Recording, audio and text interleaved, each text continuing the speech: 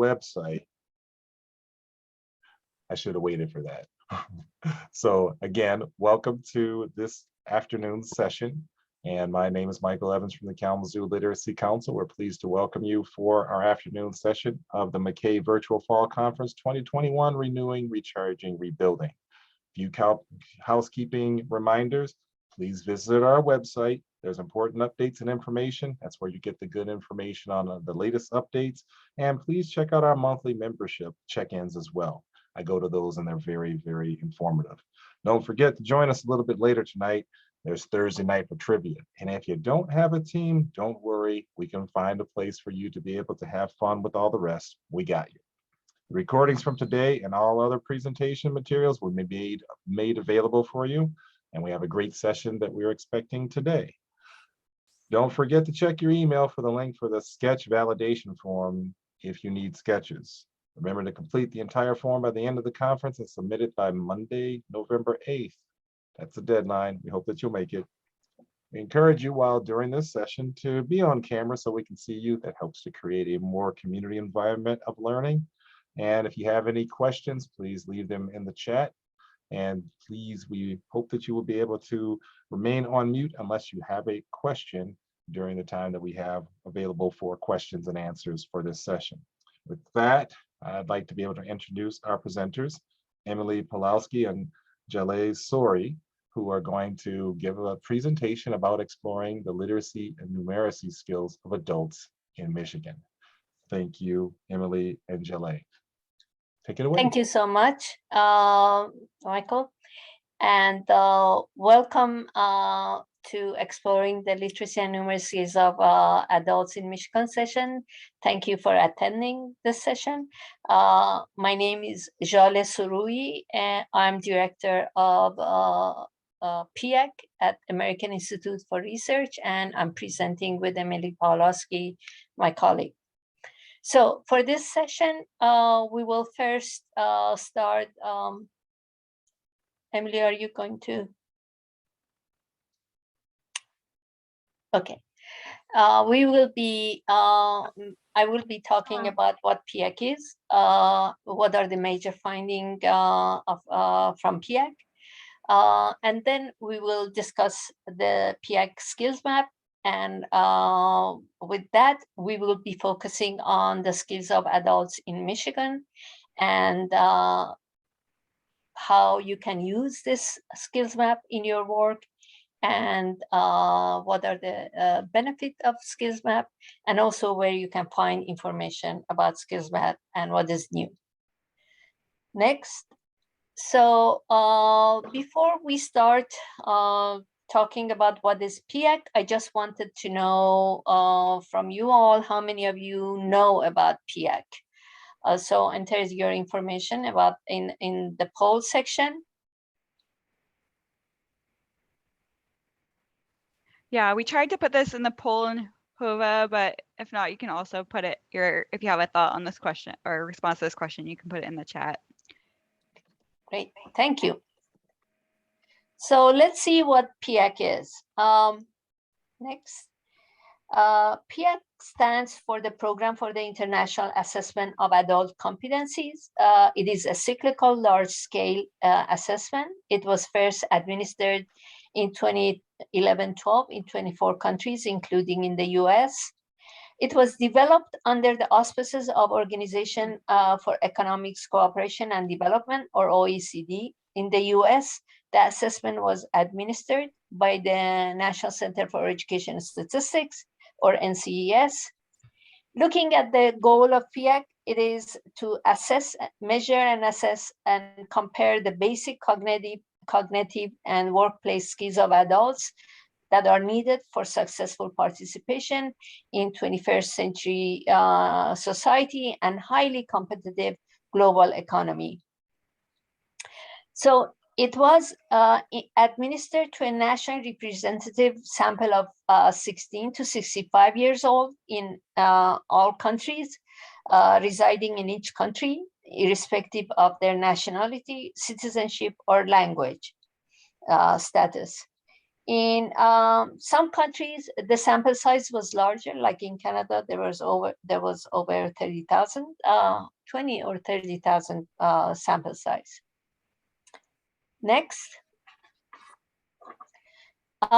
In the US, NCS conducted 3 rounds of data collection between 2012-17. Round 1, which was in 2012, data was collected from approximately 5,000 national representative respondents. Round 2 was between 2013 and 14, where NCS collected data oversampling young adults, older adults, and unemployed in order to find more specific information on these groups. And we also had conducted a prison assessment during that time. And round 3, PIAAC was administered to another nationally representative sample of approximately 3,700 adults in 2017. So altogether, looking between 2012 to 2017, the assessment was administered to over 12,000 adults in the US. Next. Now, let's look at the 2 main components of PIAAC. One is the direct assessment of literacy, numeracy, and digital problem solving. And the other one is the background questionnaire, which is focused on collecting information on participants' education, work experience, and training, as well as skill use at work and home, demographic information, income, health information, and civic participation. Please note that both of these 2 components are adaptive, meaning not everyone will answer all the questions. For instance, regarding the background questionnaires, those who work or are going to, for their further education, may have to find themselves answering more questions than those who are out of work or unemployed. Next, please. So let's see how PIAAC is administered or carried out. PIAAC requires in-person interviews where trained interviewers use the laptop equipped with the assessment items and materials to administer the assessment to the sample persons in their pre-selected households. After completing the background questionnaire interview, the interviewer gives the laptop to the respondents to complete the test.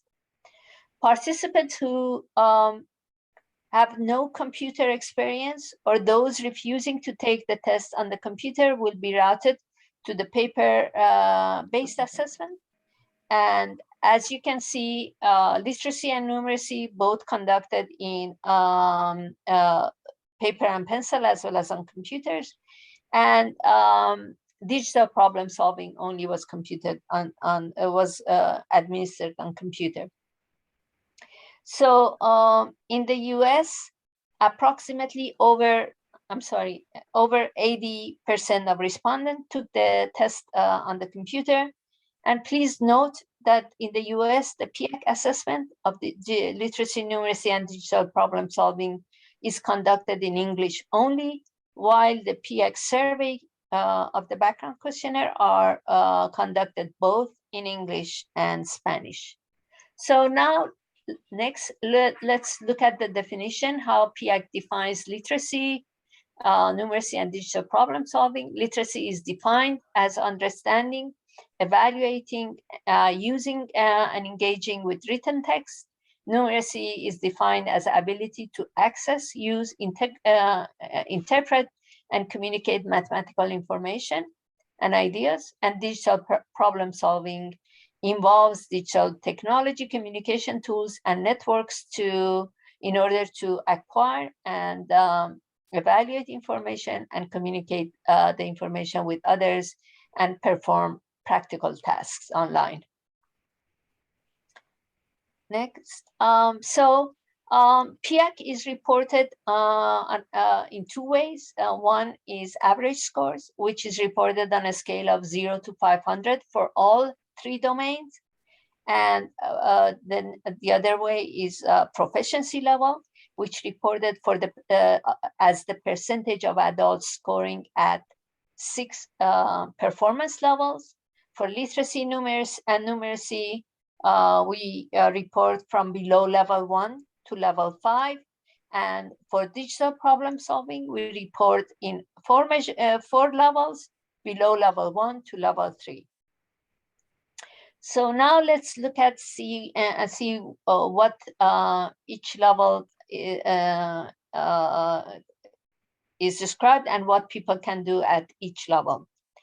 So we are combining here level 1 and below, and level 2 and level 3 and above. Adults at level 1 or below are considered at risk for difficulties using comprehending print materials at this level. At this level, adults may range from those who can understand very basic vocabulary or find very specific information on a familiar topic, to those who can read short text in print or online and understand meaning of what they read well enough in order to perform simple tasks, such as like filling out a short form. At level 2, adults are still they're considered nearing proficiency, but they may still struggle to perform tasks using text-based information. They may be able to read print and digital text, or compare and contrast and draw simple inferences, and can navigate text in a digital environment. In order to access information, such as finding 2 main benefits of one product over the other. As you know, most adults in ABE system or literacy programs are either at in level 1 or below, or at level 2. And at level 3, of course, adults are considered proficient at working with information and ideas in text. Now let's look at the numeracy levels and what adults, sorry. Now looking at the sample of an item in literacy in level 1. Please note all of the items in PIAAC have the same interface, as you can see in here. The test taker in here is presented in the middle with the results of a search form of a simulated website, and the test taker is asked to identify a job that meets specific criteria here, looking for an employee who can work at night. So the test taker then can find explicitly, the information that is under guard, which says must be willing to work at night. And looking at the results, you can see that 95% of US adults can perform at this level. Next, let's look at what the descriptions of the numeracy levels and what people can do at each level. At level 1 or below, adults considered to be at risk for difficulties using and comprehending numeric information. Adults at this level may range from those who can count, sort, and do basic arithmetic operations with simple or whole numbers, to those who can perform basic one-step mathematical information, such as addition or division. At level 2, adults at this level can be considered nearing proficiency, but still struggling to work with some numeric information. They can successfully perform tasks that require 2 or 3 steps. And at level 3, adults could work with proficiently with mathematical information and ideas, and can engage in complex reasoning about quantities and data. And let's look at the sample item for level 2. Here, the test taker is presented with a graphic showing a car's gas gauge, indicating that it's about 3/4 full, and then it's asking the test taker to find out how many gallons remain in the gas tank, considering that there are 24 gallons in the gas can take in the gas tank. And the result is that the test taker needs to estimate that 3/4 of 24 gallon means 18 gallons remain in the gas tank. So looking at the percentage of the US adults who could perform at this level, which is 61%, and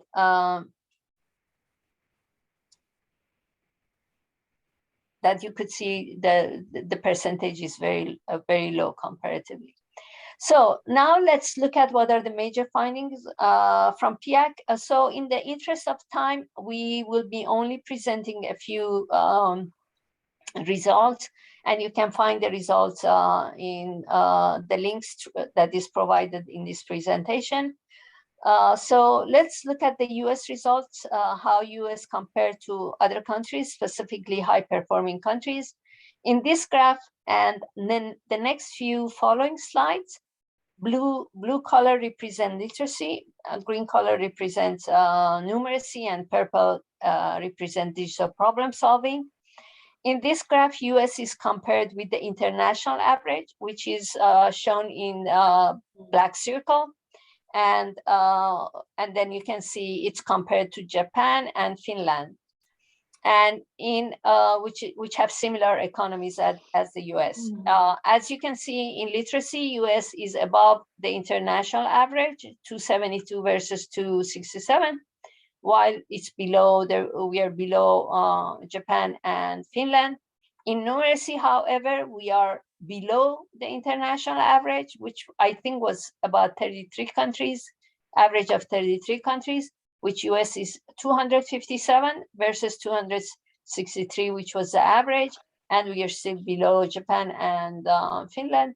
And also in digital problem solving, we are below the international average, which is 278, and we were 274. Now let's look at how we are compared between the 2 years. Here we have the combined 2012-2014 versus 2017 data set. And both in all three measures, literacy, numeracy, and digital problem solving, as you can see, there's no measurable differences.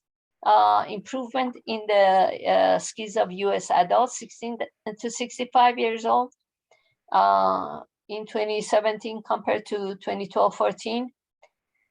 However, if you can, we can look at the some promising numbers. The average of scores of Hispanic adults improved in both literacy and digital problem solving, while the average scores of whites did not change across any of the three skills area. Also, non-native born adults in the US scored higher in both literacy and digital problem solving, while there were no measurable change in the average of native born adults. And although in the 2017, the average adult's amount of schooling has increased, there was a decrease in the average literacy and numeracy scores of those with only a high school education. So just wanted to give you one piece of information. One of the most notable results from PIAAC was, which would be of high interest to many of you, is that PIAAC data shows that the numeracy is a higher predictor of unemployment, incarceration, and level of income than literacy. So for more information about the results, please look at go to National Center for Education Statistics links, which is in here. And then there are more resources available in PIAAC Gateway, which the link is in here.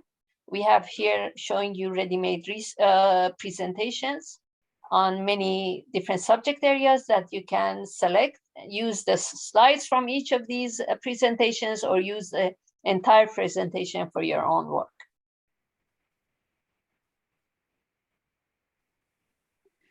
Okay, thank you, Jolly. So that was some basic background on PIAAC and the national results. So before I move on to the skills map and the state and county level results, I just wanted to check to see if anyone had any specific questions on what you've seen so far. Okay. I have a question. Sure. May I? Yeah. So when we were comparing data for the US versus international, the US was higher in literacy, but lower in numeracy and problem solving. I noticed that the numbers were like 278 for international average versus 274. I'm not sure which average it was. So the numbers were 278 versus 274, but the graph bar, the bar graph showed like big gaps. I don't know.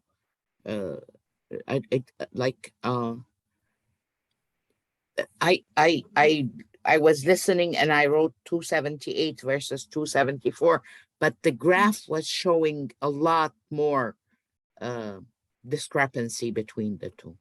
That's what I heard. So that's what I'm questioning. But right now, I don't see 278 anymore. I see 274, 299. I don't know. Yeah, so I think maybe because so the 278 is the international average of all the countries that participated. And then we're just showing that Japan and Finland, two high-performing countries. Gotcha. So that's why there's a discrepancy between the international average and you're seeing the highest performing countries. Thank you. Thank you. Thank you so much. Thank you. And then I see a question. Can you repeat the note about numeracy as a predictor? Anjali, do you want to restate that? Yes. One thing we found out in our analysis, it showed that, I'm sorry, I didn't put this on the presentation. This is really should be of high interest to adult education community, focusing much more on, in my opinion, it should be focused much more on numeracy than what they have previously been doing, or it showed that data showed that numeracy is a higher predictor of unemployment, employment, and incarceration. People with lower numeracy had higher probability being unemployed or being incarcerated or having lower income. Thank you. Is that, I'm sorry, do you mean like in comparison to literacy rate? Yes, yes. Okay, thank you. You're welcome. Sorry about not explaining clearly. All right, so now I'm going to get into the skills map. So we have this in the polls, but if you guys can also put in the chat, we want to know if you guys have heard of the skills map before. I think from what in the HOVA polls, it looks like majority of people haven't.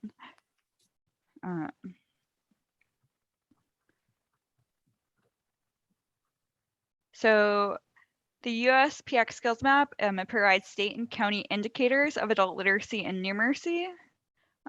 So it's an online tool from NCS, and it provides the most comprehensive data on the literacy and numeracy skills of adults aged 16 to 74 in all 50 states, the District of Columbia, and for all 3,141 counties in the US. So where do these data come from?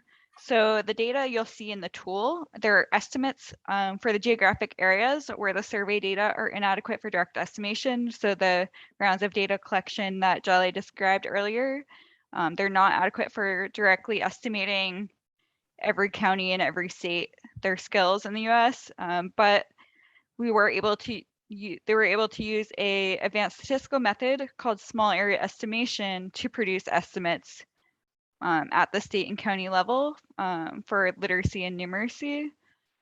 So these data and estimates, they were produced using the combined PIAAC data collected in all three rounds that Jolly described, so the 2012, 2014, and 2017. In addition to data from the American Community Survey, or ACS, from 2013 to 2017. So that those two data sources together allowed us to make indirect estimates of these skills at state and county level. So what information is available in the PIAAC skills map? So there are the literacy and numeracy proficiency data. So those domains that we went over before, and they're available for average scores, and also the percentages of adults at the lowest, medium, and highest levels. Those are the levels that Jolly went over before, the level 1 and below, level 2, and level 3 and above for the lowest, medium, and highest levels, and they're available for the literacy and numeracy domains for counties and states. So also, in addition, in the tool, there's some demographic data from the American Community Survey. So this just provides context to the skills data, and there's available for gender, race, ethnicity, education, English speaking ability, foreign-born population, poverty, employment status, occupation, and health. So that's just a sense of the data that's available in the skills map. So now looking more specifically, what are the skills of adults in Michigan? So we have the poll questions. How do you think the literacy skills of adults in Michigan compare to the nation as a whole? Looking at the HOVA, it seems pretty split. A little bit more in the middle. Most people think it's about the same, and some higher and some lower.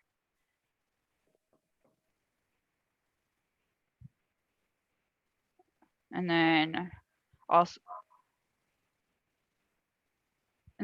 about the numeracy skills, kind of similar pattern, except I think more people responded lower. Less people thought the numeracy skills were higher, but most people thought the skills were about the same. So now looking at the results from the skills map, the literacy and numeracy scores for Michigan were actually above the national average. So the scores in Michigan were 271 for literacy, and that's compared to 264 for the nation. And then looking at the proficiency data, Michigan has a lower percentage of low skilled adults in literacy and numeracy.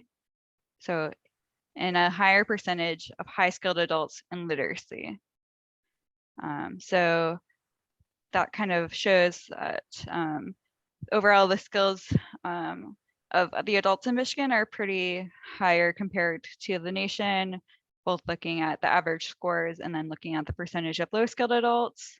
And then in literacy, Michigan has a higher percentage of high skilled adults, and then there's not a difference in numeracy. The percentage of high skilled adults looks similar to what the distribution is in the nation. So now kind of looking at some of the counties in Michigan, some of the highest performing counties by the average literacy and numeracy scores are Washtenaw, Livingston, Oakland, Leelanau, and Grand Traverse. And then some of the lowest performing counties in Michigan by the average literacy and numeracy scores, Oscoda, Lucé, Wayne, Clare, Baraga, and Lake. If you guys have any thoughts about these results or surprised by any of them, feel free to put any thoughts in the chat. But that's just an overview of some of the basic results for Michigan, how it compares to the nation, and how some of the highest and lowest performing counties in Michigan. So now, before we go into the demo, just wondering what counties you guys are from. So you can put in the chat box or use the annotation feature to mark your county.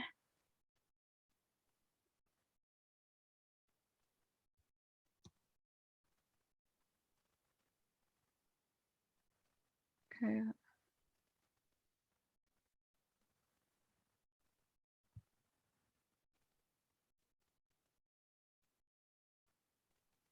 It looks like a pretty good range of different counties people are from here.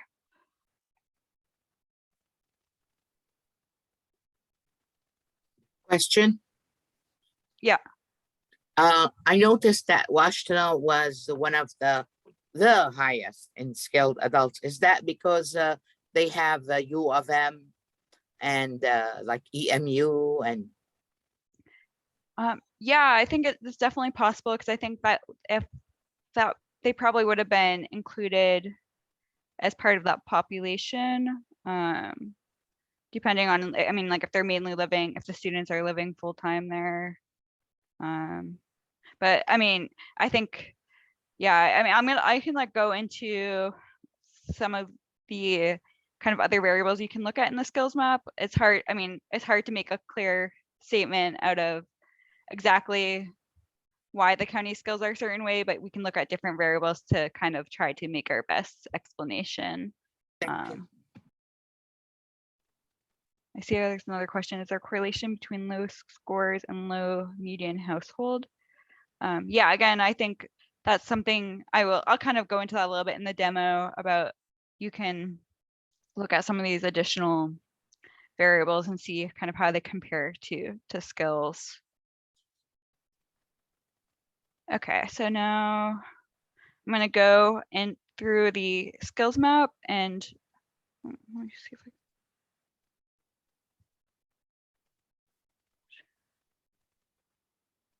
I can clear. Okay. Now I'm going to go through the skills map and show an example of how you may walk through the results for a county in Michigan. So in this example, I'll use Wayne County.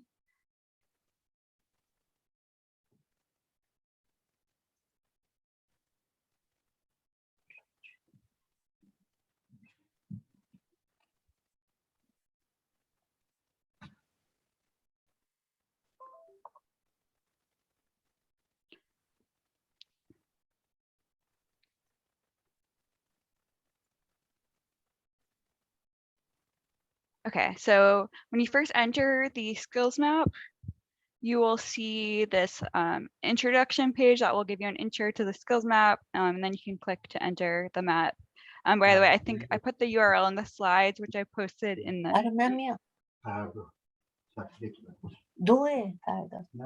Oh, sorry, since someone's unmuted. But so by the way, I put the link on the slides, and then I think I put the slides in the HOVA for the session information if you want to access this. But you can also, if you Google PIAAC skills map, this will be like the first thing that comes up. So that's another way to find it. So once you enter the URL, you can go into the explore the map. The first thing you'll see here are the results for those at or below level 1. And then at for literacy at the county level. So you'll see the sidebar here allows you to change the domain. So you can look at numeracy, you can go from county to state. And then you can also switch the levels to look at level 2, at or above level 3, or the average score. But going back to what you'll see when you first enter the literacy at or below level 1, you'll see their shading from light to dark. If you look at the legend here, the light is the 0% and the darker is the highest, is up to 77%.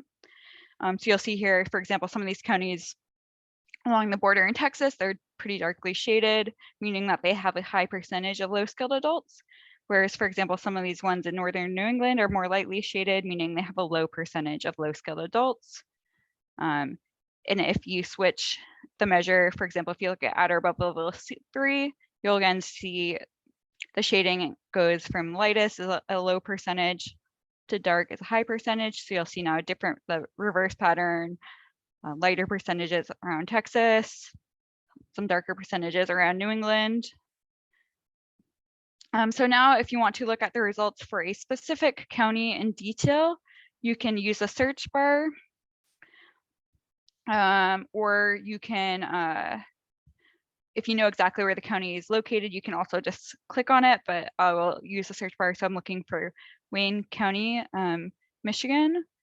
So if I search there, it'll bring me there. You'll see it's highlighted. When you scroll over it, you can see a highlight of the results for that measure. So you'll see the at or above level 3 in literacy is 38% compared to 49% for the state and 46% for the nation. But if you click on your county of interest, you'll then see a county summary card show up. So some of the statistical testing is done on the fly, so it may take a few seconds to load. But you'll see the map on the left-hand side, and you can switch the county within the state. Let me. And then you'll see the, also on the left-hand side, you'll see the graphic display of the proficiency levels and the average scores. And you can use the see state data option to display the state data along with the county. So you'll see here, for example, in Wayne County, it's 27% at level 1 or below compared to 18% for the state. You'll see the average scores there, and for literacy and numeracy. If you scroll over the estimate, you'll see the credible intervals. So for example, the estimate for at level 2 in Wayne County is 35%, but the lower end of the credible interval, so like where we're kind of 95% confident the estimate would fall, is 30%, and the higher end is 39%. So that's kind of the credible interval for that estimate. Here, let me try one more time. I don't know why that's not loading. Okay, there it goes. Okay, so for the statistical testing, you'll see that on the right-hand side. So you'll see here that Wayne County, the average literacy scores are below the state average, and the average numeracy scores are also below the state average. And then you will also see a write-up of the analysis of results that will give you information about the testing for the proficiency levels as well. So you can see the percentage at the lowest levels, at or below level 1, is statistically higher in literacy, and also same thing for numeracy. So that's kind of since there's standard errors and whatnot associated with these estimates, this will give you an idea of whether two numbers are actually statistically different from one another when you're comparing a county to the state or two counties with one another. So at the bottom here, you'll see a view Michigan county charts. So if you click on that, you'll see a PDF that will show you the results for all of the counties in Michigan all together in charts for literacy for each of the measures. So the average scores, level 1 and below, and so on. There's in charts and table formats. And then also if you scroll down further, you'll see same thing for numeracy. So the square in the middle is the main estimate, and then the two edges of the bar are the credible intervals that I described. So back to the skills map. If you want to do a comparison of two counties, you can, from the home page, you can select this compare counties option. So it selected the Wayne County because that was already selected. And then I can choose another county in Michigan. So I'll just choose Berry County and then click submit.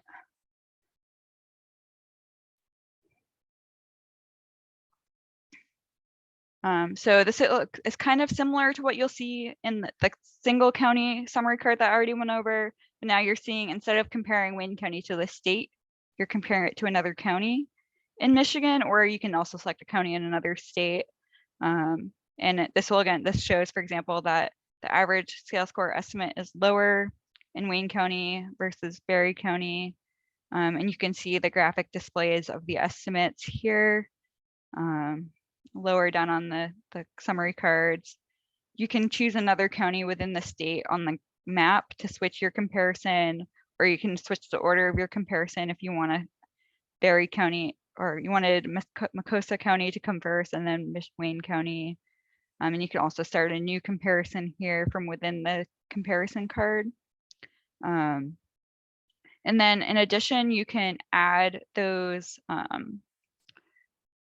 the variables from the American Community Survey.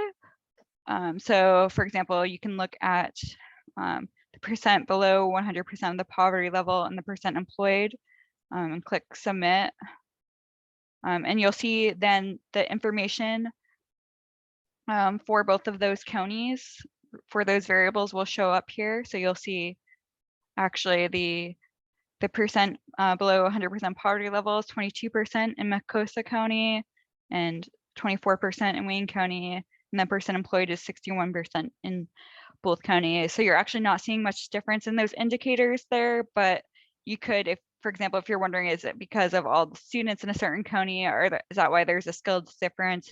You can kind of see what the age distribution within the county looks like, and that could help explain, like, if there's a lot of younger adults there, those could be students, and that could be a reason why there's a high skill level there. Or for example, if you want to look at, you can kind of look at county, what the poverty rate within each county is and how that compares to the skill level. And if you want to export the results, there's a share map option here. You can share on social media, or you can copy the link to share your map that you're looking at. So, and then a few last things also related to, if you want to know if there's like correlations between different variables, we have a download data option, and you can download all the data that's in the skills map, including the literacy and numeracy, average scores and proficiency levels, along with all the demographic data from the ACS. So you could potentially like download that data and run a correlation, or just kind of get a broader scope of how, you know, low literacy and the counties with a high percentage of people in poverty, how those compare. If you want to do it more than like just the 2-county comparison at a time. And there's also a data users guide that recently came out that kind of, it's more technical probably than than practitioners may want, but it's kind of just an overview if you're interested in digging into the data from the skills map a little bit further. It provides guidance on using the data. And then if there's different one last thing is if there's different kind of terminologies and whatever throughout the skills map, there's information buttons that provide kind of definitions or more details on what you're looking at. So for example, this provides a definition of Attleboro level 3 and so on. So those are kind of throughout the skills map if you want to find more information. Okay, so now I'm going to go back to the presentation.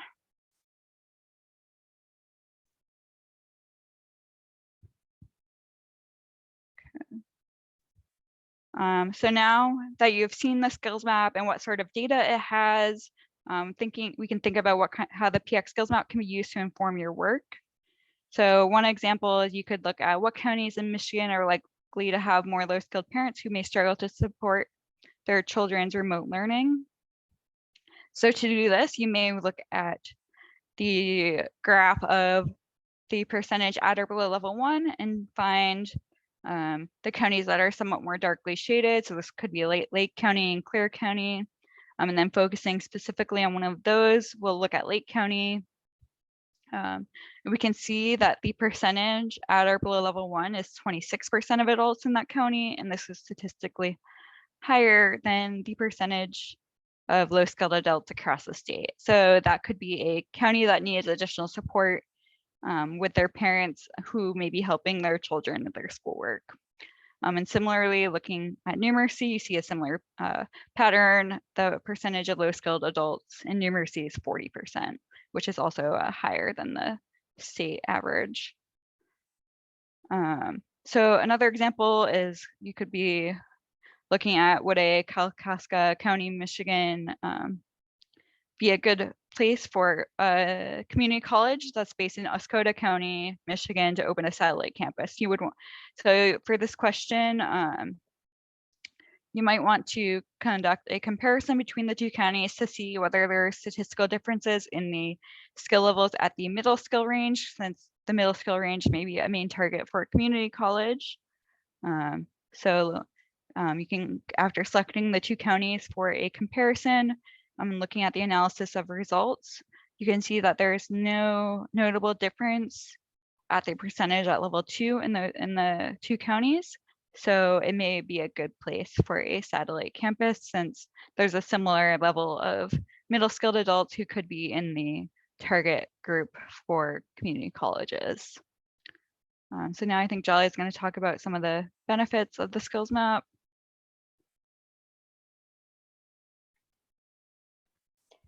Okay, now let's look at the benefits.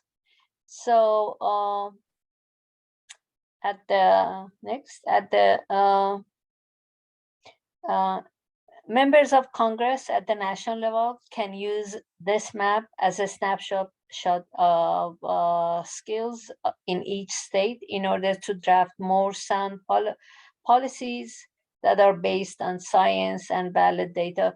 You have to, this is a very expensive assessment, a large scale expensive assessment. It's done so carefully over a 5-year data collection. So the results are valid. And so you can rely on it, Congress can rely on it in order to be able to come up with, some sound policies if they do. At the state level, state legislators, as Emily showed, that through skills map, they can use the tools for planning and priority setting, decision making, and allocating allocations of resources. At the local levels, policymakers can compare their state estimates with national average, and also compare with other states or counties, and use estimates as a reliable source in order to understand the state of the skills of their adult population in their area, and therefore addressing gaps in the education and training and upskilling their adult population. Next, please. So let's look at the benefits for organizations, adult education organizations and businesses. The skills map can provide access to the 3 estimates that we showed, the 3 performance levels. They can use access to those 3 performance levels that are not available from any state or national studies or surveys. In addition, they can look at the additional variables that Emily showed, like the poverty level, health, education, English language level. They can look at all of those variables in order to have a better context, in order to understand some valuable contextual information for understanding the status of their labor force, educational attainment, and other information. And also, it is a powerful information source for attracting and justifying funding needs. I remember, when I was the director of the countywide literacy program in California, I used 1 out of 5 have literacy issues or problems, and use that in every funding application that was possible. Now you have more detailed information that you can use it for getting resources or attracting funding from foundations or government agencies. Also, those organizations or companies that are looking for employees for certain skills can use the skills map in order to have a better planning tools. So let's look at where you can find skills map and other information. As I mentioned before, you can look at visit the National Center for Education Statistics at the U.S. Department of Education in order to find out more information about Skills Map. At this website, specific website that you can see the links, there are a lot of information about the Skills Map, including the tutorial videos and also summary cards and frequently asked questions. And then there are more information that you can go to PIAAC gateways, find more information of resources that are good for practitioners or useful for practitioners. There are infographics and info cards that you can use it in your conferences or in your presentations. And also there are many other presentations that you can use for your work. So next is Emily and I, we encourage you to sign up with the Buzz, which is our quarterly e-newsletter, which provides you with update of the PIAAC, where if there are new data from PIAAC available or a new publication, you can go to the Buzz and get the updates. So we encourage all of you to sign up with the Buzz e-newsletter. And last piece is what is new. We are in the middle of the conducting the cycle 2 of PIAAC assessment. As you remember from the early slides that I showed you, the cycle 1 was conducted between 2012 to 2017. And we had data from 2017 as the latest data. This is the cycle 2, which conducted in 34 countries throughout the Western countries and some Asian countries. And it is conducted, the data collection will be, there's some background information. So there are some the data collection will be conducted in 2022 to over 8 months till 2023. And the report will be, the first report will be released in 2024. So the report that you will be getting in 2024 is an update from the latest report, which we had in 2017.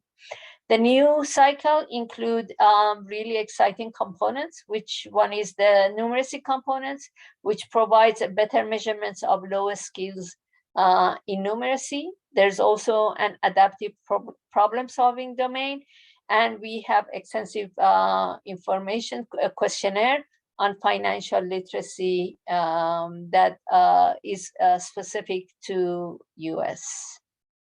So this was the last slides. Thank you so much for attending this session. We are here for any additional questions you may have. Thank you. Yeah, or if you guys have any thoughts about how you may be able to use this in your work, or just any reactions to what you've seen in the skills map, feel free to share your thoughts. I have a question, may I? Mhm. Okay, the PIAAC, or am I, let me see. Yeah, we normally just call it PIAAC, but yeah. Yeah, okay. The PIAAC is the same organization which is measuring the national and international data. The PIAAC is measuring both national and international. Yes, every country, it is conducted by an international organization, but each country collects their own specific data. And then it's, because we are using the same standards, the same set of items, the same background questionnaires, then, the information is comparable between countries. Thank you. You're welcome.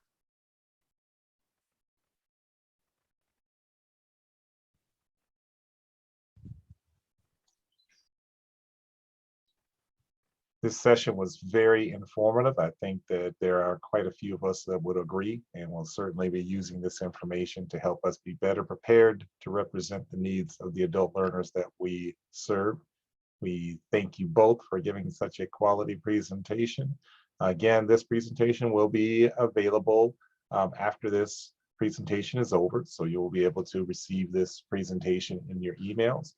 If you are looking for sketches, make sure that you fill out the sketches validation form and submit it by November 8th.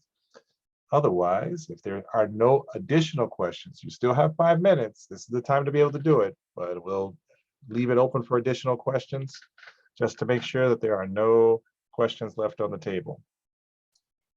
So Michael, that will be evaluation form that we will be hoping that people will, give us their feedback if they can't. I mean, if there's no information or question right now, if they can give us their evaluation of the sessions and the information presented to them.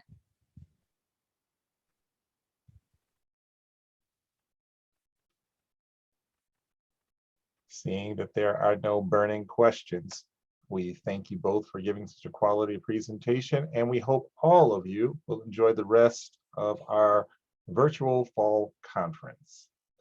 Make sure you sign up for that virtual. We have all those different activities that are happening this evening. Be ready for trivia. Thank you all. Thank you so much. Thank you so much.